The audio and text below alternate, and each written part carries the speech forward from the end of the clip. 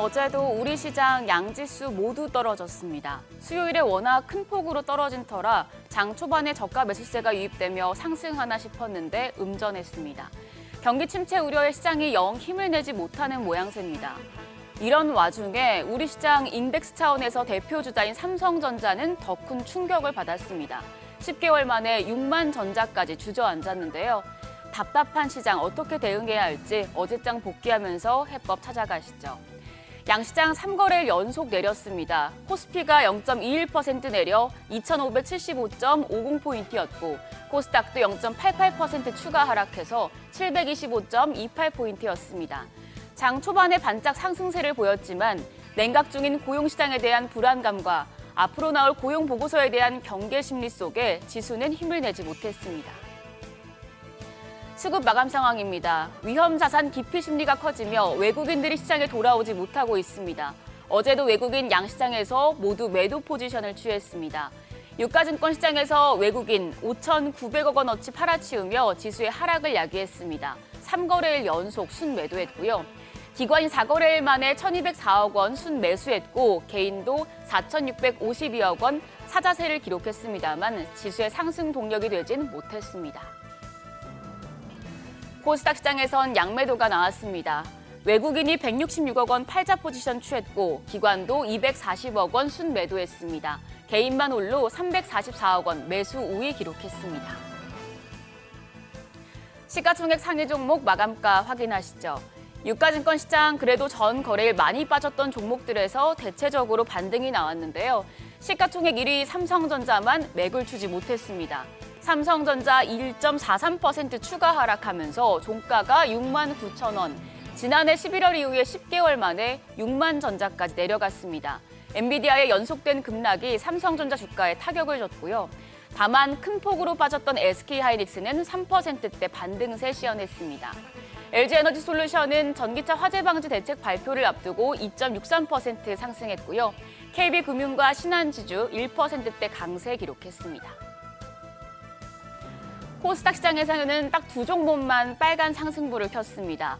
HLB가 반등하면서 에코프로를 제치고 시총 3위 자리에 올랐고요. 보톡스 관련 기업인 휴젤도 낙폭 과대에 따른 반발 매수세가 유입되며 1%대 상승세 시현했습니다. 반면 시총 1, 2위 자리는 엎치락 뒤치락하고 있습니다. 어제는 에코프로비엠이 1.88% 하락했지만 알테오젠을 밀어내고 시총 1위였습니다. 한편 에코프로가 2%대, 엔케미 7% 하락하는 등 2차 전지 대표주들이 모두 부진했고요. 제약 바이오 섹터도 영 기운을 차리지 못했는데요. 리가캠바이오가 3%, 셀트리온 제약이 2%대 추가 조정을 받았습니다. 환율은 하락했습니다. 정규장 마감 시간 기준으로 달러 대비 원화 환율은 6원 30전 내려 1,335원 90전에 거래를 마쳤습니다. 경기 침체 공포에 장중에 환율이 10원 이상 급락하기도 했었지만 8월 비농업 고용 발표를 앞두고 쏠림이 진정되는 모습이었습니다. 이후 환율은 미국의 민간 고용시장이 냉각됐다는 소식에 외환시장 마감까지 등락을 반복하다가 역외 환율은 1,333원까지 소폭 떨어졌습니다.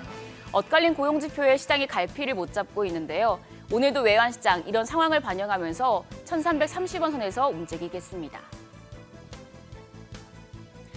오늘 밤 나오는 미국의 고용 보고서를 앞두고 시장이 아직 방향을 잡지 못하고 있습니다. 미국의 경기 상황에 우리 증시가 휘둘리는 상황이라 매크로적인 상황이 파악되기 전까지는 좀 국내 이슈에 초점을 맞춰보는 것도 좋을 텐데요. 다음 주 13일에 코스피와 코스닥 시가총액 규모별 지수가 변경됩니다.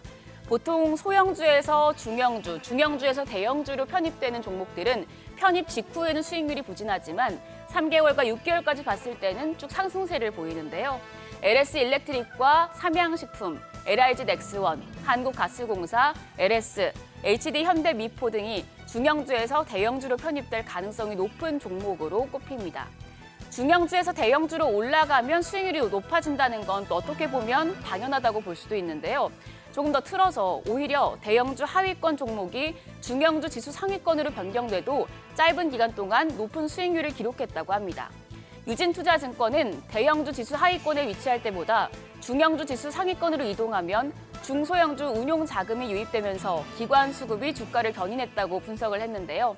대형주에서 중형주로 내려가는 종목으로는 현대건설과 강원랜드, SK 아이테크놀로지, 한온시스템, FNF 등이 예상된다고 밝혔습니다.